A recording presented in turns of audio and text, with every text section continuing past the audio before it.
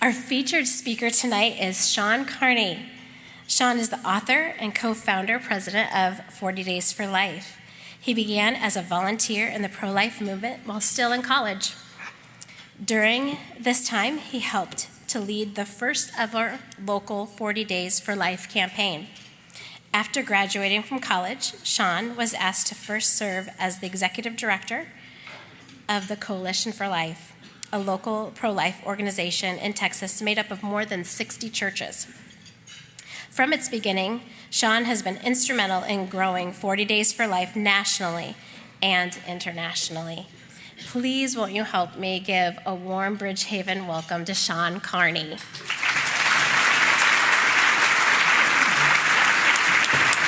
Good job. Well, good evening. I also have 6 beautiful children, and they're all in the car outside. And it is a joy to come back to Iowa. I have had the privilege of traveling this wonderful country for the last 11 years with my involvement in the pro-life movement. And the first time I was ever asked to give a talk outside of the state of Texas, it was in Dubuque, Iowa.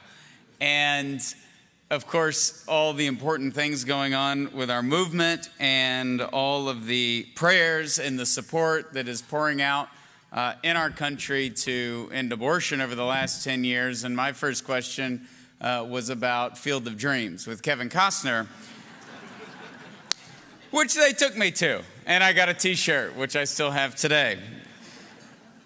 And it has been a joy over the last decade to come and go throughout this beautiful state, which is not flat, despite what most people think, and to meet so many wonderful folks. And when you see Bridgehaven and you hear Chelsea, this is the reason why our vice president said what he said at the March for Life, and why last week he was the featured speaker at the Campaign for Life dinner in Washington, D.C., which I got to attend, and he was no stranger because he spoke there in 2011.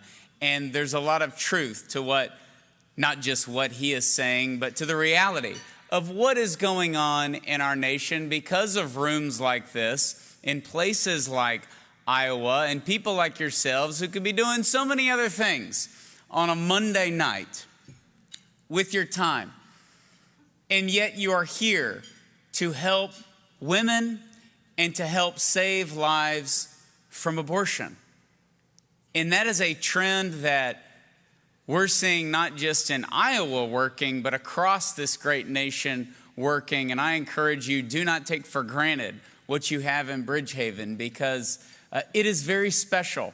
And if you haven't visited their office, I encourage you to do so. I had the privilege of going there today, and it's huge. They have plenty of room, but you see all of the wonderful things that they offer. They have a fantastic Earn While You Learn program for these moms, and their Earn While You Learn room is the best one I've ever seen. They literally have a bakery. It looks like a small grocery store.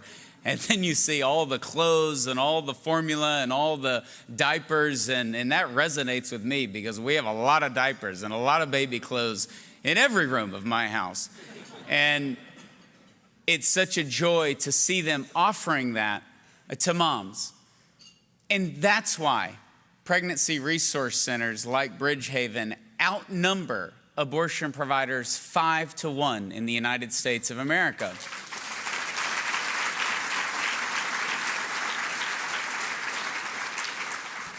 So I encourage you to visit, and it's just such a joy to see so many of you here, because this is the most important work in our world, because as Mother Teresa famously told the UN, abortion is the greatest destroyer of peace in our world.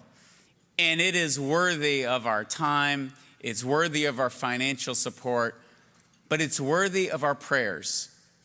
Because Chelsea's point was excellent. They are growing, and they do need to expand, and they need to network with with more organizations because the need is simple. We are depraved spiritually, and we live in a culture that has given itself license to attack the family like no other culture has ever done in the history of the world.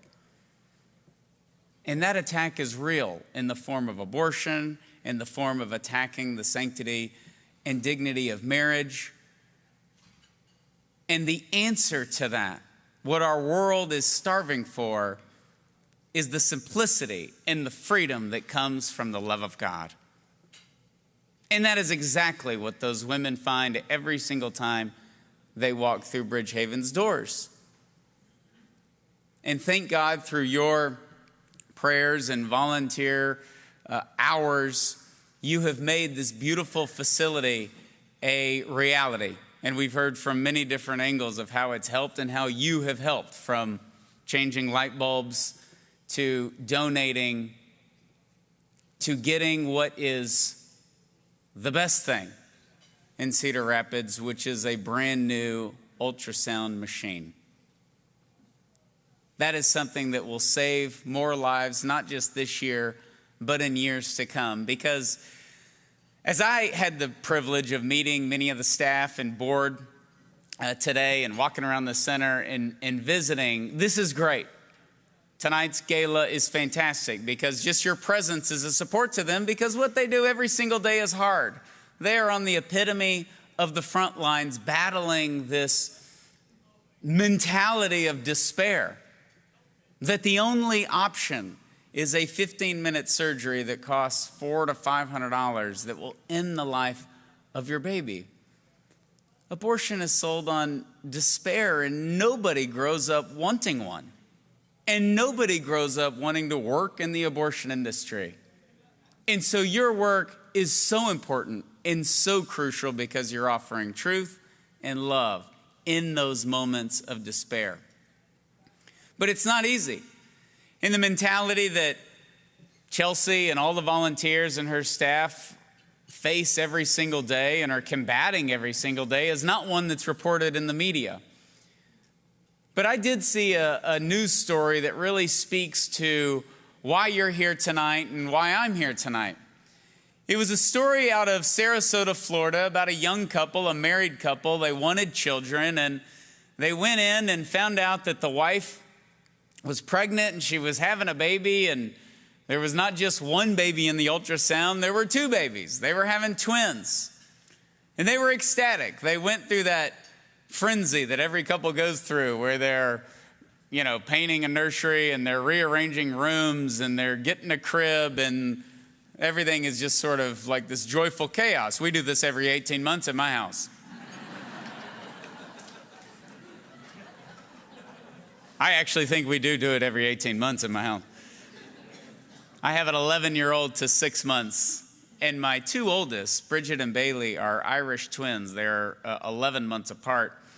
Technically, if you do the math, they are 10 and a half months apart, but we just say 11 to make it seem like we spaced them out.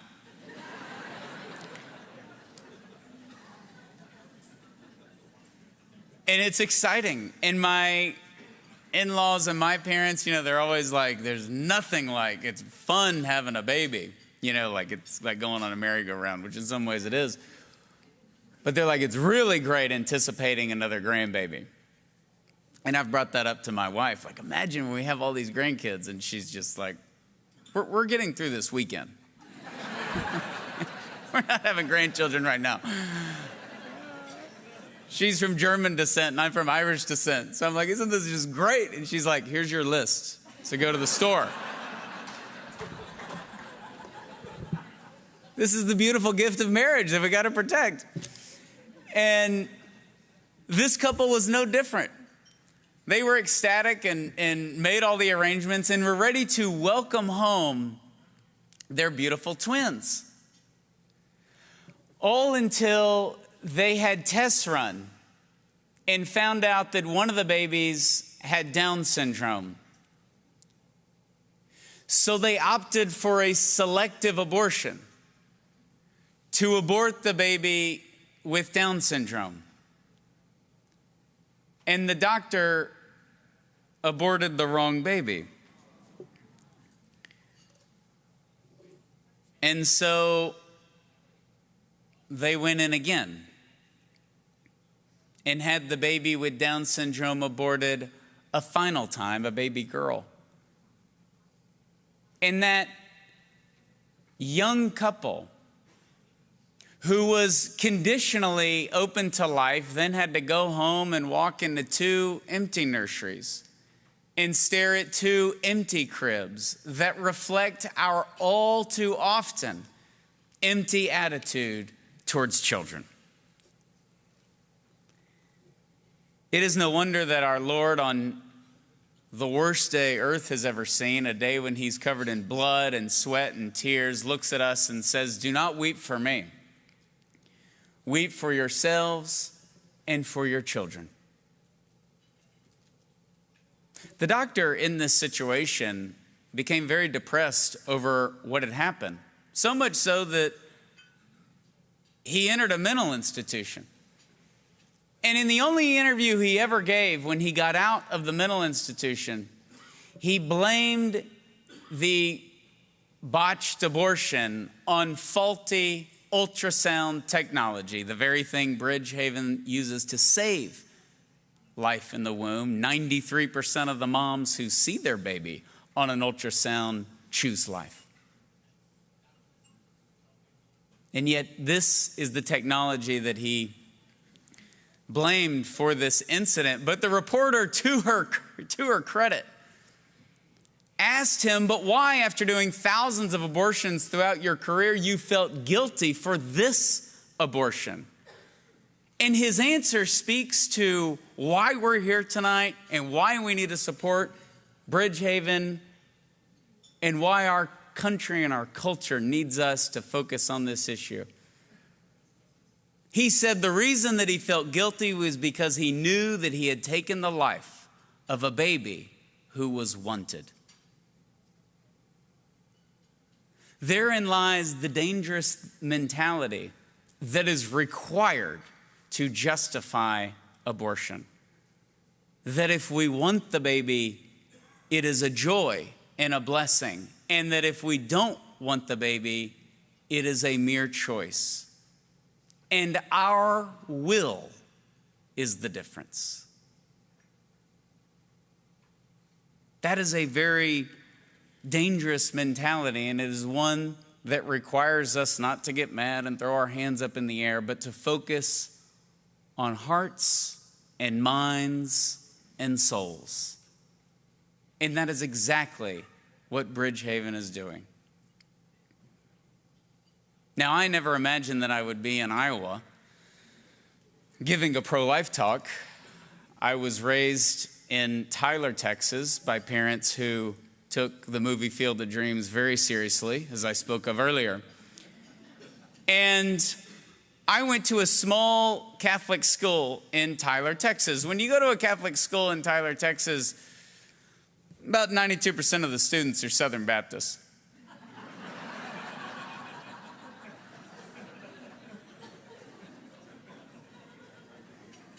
So what the world looks at and calls dysfunctional, Christians call interdenominational. And I was one of those few Catholics in East Texas. East Texas is about 2% Catholic, so clearly I was related to all the other Catholics. And we had Irish priests in our schools because I don't know who you have to make mad in Ireland to get sent to East Texas to be a priest. But these Irish priests worked very closely with these wonderful Baptist preachers. Part of the reason was because of their faith in God. And the second reason was because all the Baptist preachers like to golf. And we were always asked to go to Sanctity of Human Life Sunday, a wonderful thing that evangelicals across the country have really taken and spread over the last 20 years. And it was at the largest Baptist church in my town, Green Acres Baptist. I was in the 8th grade, and I heard Carol Everett speak.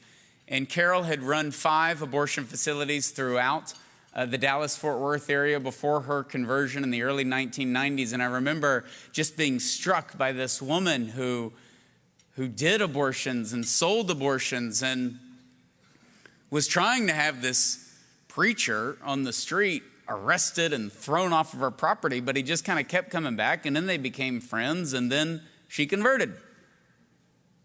And it really struck me as an 8th grader, and so I got more involved in the pro-life movement in high school. And when I went to Texas A&M University, there I saw my first ever abortion facility. It was a large Planned Parenthood abortion facility, about 8,000 square feet. And this wonderful woman who I was dating was a sidewalk counselor. She would go out and peacefully pray at this abortion facility, and she asked me to go, and I really didn't want to go at first, but she was, and still is, very beautiful because we ended up getting married, and I would have done anything for her then. I do everything for her now.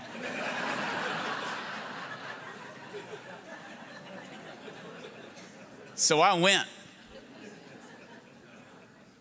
And I remember going out and being a little nervous. If you've ever participated in your 40 Days for Life campaign, or you've heard of people going out and peacefully praying, it really is peaceful and it really is uneventful, and it has the stereotypes that it's violent, it's judgmental and all of that. And my first few moments out there, it was quite the opposite. It was very calm, it was very peaceful, it was prayerful, and it was also very sad to see at the time my peers going in and having an abortion in the midst of everything else that was going on in an otherwise very normal neighborhood.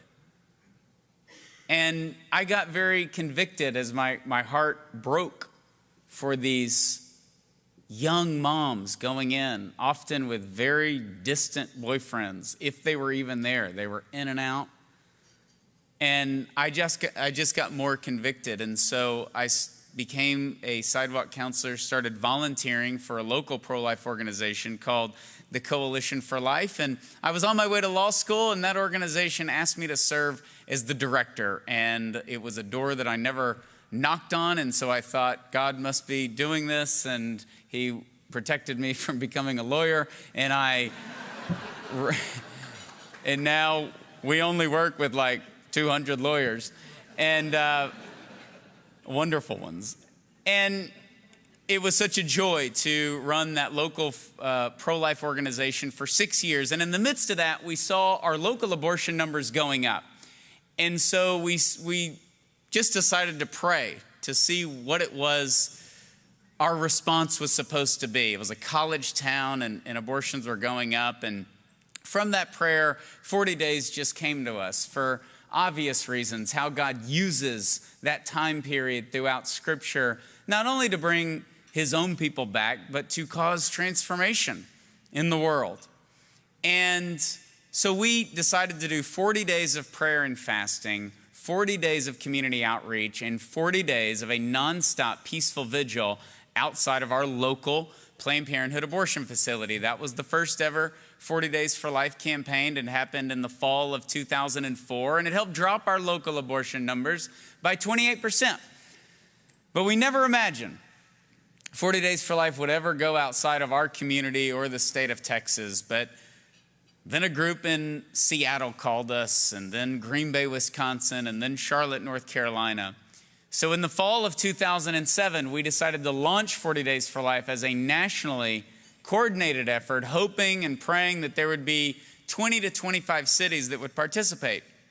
And we were overwhelmed when 89 cities in 33 states signed up to be part of that first nationally coordinated campaign in the fall of 2007. And since then, we have done a fall campaign and a spring campaign, and this simple initiative has gone from now one city in College Station, Texas, to 775 cities in all 50 states in 44 different countries. Because when people raise their hand to do something at the most important level, the local level, God blesses that effort. Because no matter what we do or how many hours we volunteer or how much money we give, we cannot love these children even close to how much God loves them. And we've seen at our 40 Days for Life campaigns, I've been throughout this wonderful state at many of our campaigns, and we work with some of y'all's greatest pro-lifers.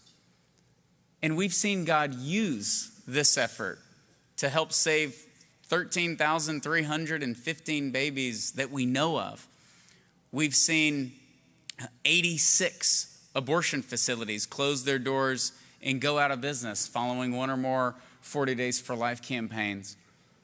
But one of the most moving things that has happened, and this is exactly what Bridgehaven is doing every single day, is the hearts and minds of those who we encounter.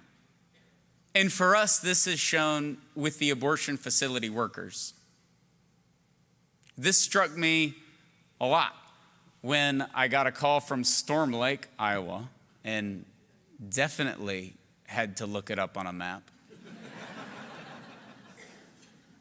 And our campaign leader there was a woman by the name of Sue Thayer. Some of you may know Sue. She's a wonderful woman. She is a Planned Parenthood manager in Storm Lake. And when Planned Parenthood of Greater Iowa, led by Jill June, decided to be the first Planned Parenthood affiliate to roll out webcam abortions, they picked Sue's facility, because it was small and it was in Storm Lake, to be the testing ground for this controversial abortion procedure, where the RU486 abortion pills are administered without a doctor on site. It's called webcam abortions. Some of y'all have probably heard of it. Others of you need to know Iowa's famous for it, unfortunately. The doctor could be on a golf course, he could be on the beach, and he looks at his iPhone, he hits a button, and inside the Planned Parenthood, a drawer pops out. And they wanted Sue to administer the chemical abortion when that drawer popped out. And her conscience had already been starting to get to her, and she refused to do it. And she ended up leaving Planned Parenthood over the whole ordeal. And after years of praying and discerning what her next step would be, she decided to become the first ever former Planned Parenthood manager to lead a 40 Days for Life campaign outside of her former workplace there in Storm Lake, Iowa.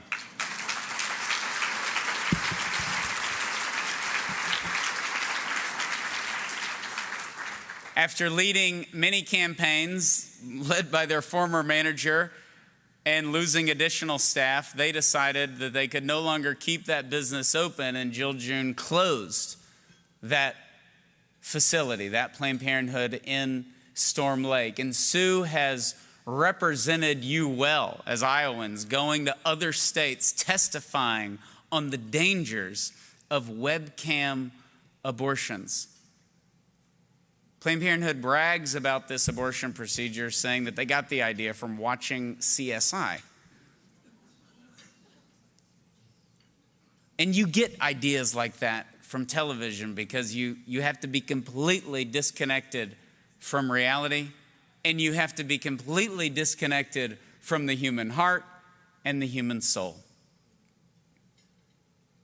The reason that Bridgehaven and the other 2,800 pregnancy resource centers that outnumber Planned Parenthoods are so important is because you can imagine, from the example of Storm Lake, Iowa, the difference in a young woman walking in that cold, cynical, barren waiting room of an abortion facility compared to walking in to Bridgehaven, where there's like 3 people that greet you and you sit, and if you need privacy, when you go back, there's another sitting room. You are respected, you are not judged, and you are given real medical care and real alternatives and the material support afterwards that you can earn if you keep your baby.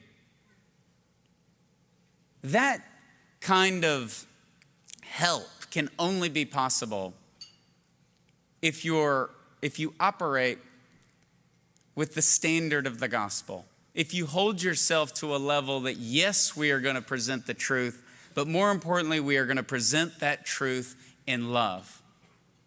And our Lord is contagious. And that's why they are having the success that they're having. That's why, thank God, this event is underwritten and all your donations later tonight go straight to the mission, because the mission is so critical. Over the last 5 years, there have been at least 65 abortion facilities that have closed their doors and gone out of business. Think about that. Over the last 5 years, 65 of them have closed every single year. We've had different presidents, we've had different Congress, we've had different Senate, all of that. But they are dying, no pun intended, at the local level. They cannot do what you do. They are closing facilities and we're opening more.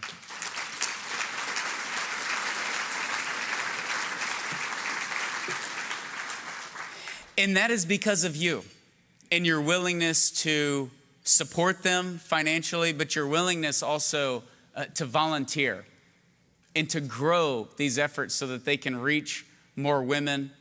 And thank God you have a great leader in Chelsea to do just that. When you give to Bridgehaven, you're giving to a proven organization. This is not an experiment. They're not getting an ultrasound, they're replacing their old one.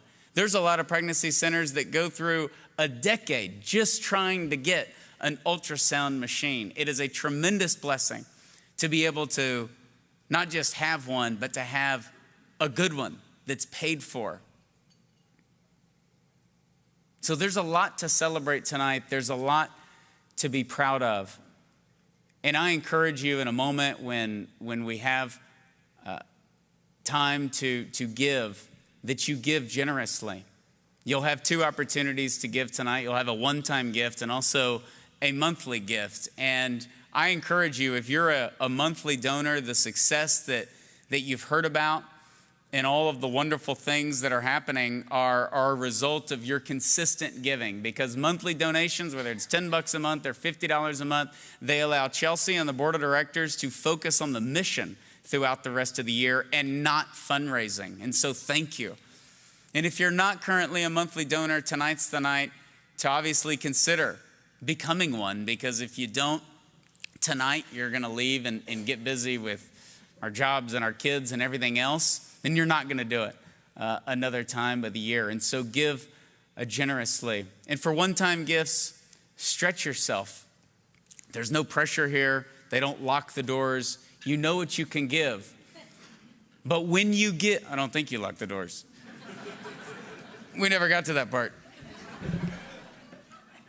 But when you give, it goes to something that is going directly to this wonderful work. And you still, on First Avenue, have a Planned Parenthood Abortion Referral Center. And that's how they survive, is those referral centers. Planned Parenthood of Greater Iowa is unlike any other Planned Parenthood affiliate in the world. And I live in Houston, next to the largest, that has the largest Planned Parenthood and has the largest abortion facility in the world, a 78,000 square foot late-term abortion facility in Houston. And Planned Parenthood of Greater Iowa is built like Planned Parenthood of New York. It's built like Houston. Jill June was a corporate woman. She built and she took over Oklahoma and Nebraska and Arkansas, and you have your hands full. And so this impacts not just Iowa, but the entire Midwest and the country, because Planned Parenthood of Greater Iowa is very well respected within the circles of the abortion industry. But they don't have rooms like this all across this great state like you have. They are dependent upon the government, which isn't looking too good recently. But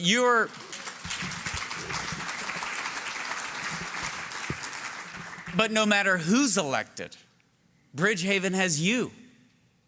And that's why lives are being saved. That's why there's so many materials and loaves of bread and diapers in their room where they can give that stuff away. And women can earn it. And men can go through training. And they can have pregnancy tests, and they can have ultrasounds. Ultrasounds are free. And that's because of your generosity. So I encourage you to give generously, because this is an important time in the history of our nation. It's a great time in the history of our nation, but we have our hands full. In his classic book, Man's Search for Meaning, Viktor Frankl, who was a psychiatrist who survived Auschwitz, wrote this little book. It was supposed to be a brain dump, but it ended up becoming one of the most widely read religious books of the 20th century. And at the end, he talks about the problem that suicide was in Auschwitz, particularly for people who knew that even if the war ended, they were going back to nothing. They knew their family had been murdered, and they were going back to nothing. And so despair sank in, and they began taking their own lives.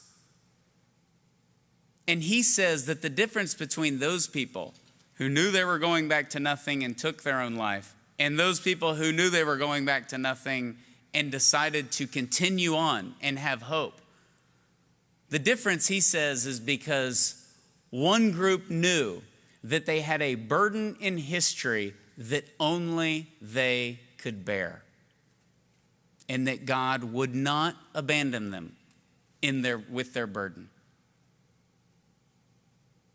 Every generation or family or organization has a certain burden. But with us in the United States of America, where we have seen over 58 million little boys and little girls perish with abortion over the last 44 years. And yet today, as we sit here, thank God the pro-life movement has more momentum than it's ever had. This is not the time for despair. You have borne a burden, many of you for 4 decades. I'm only 35 years old, and when I travel the country, I see so many people that they say, we've been doing this for years, and now we are for the first time, we believe that abortion will end in this great country.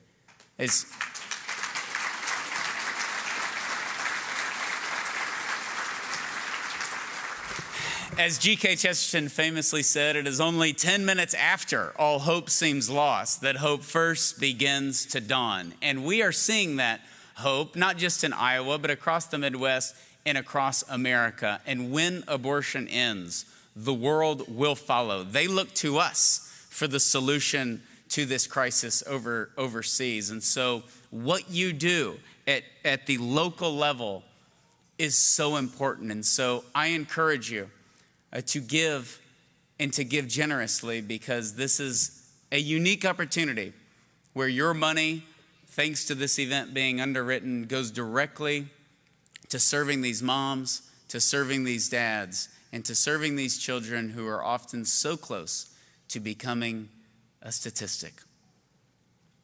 But we are here tonight to remind them and their moms that they are not forgotten in the heart, and they're not forgotten by Bridgehaven, and that's why we're there for them.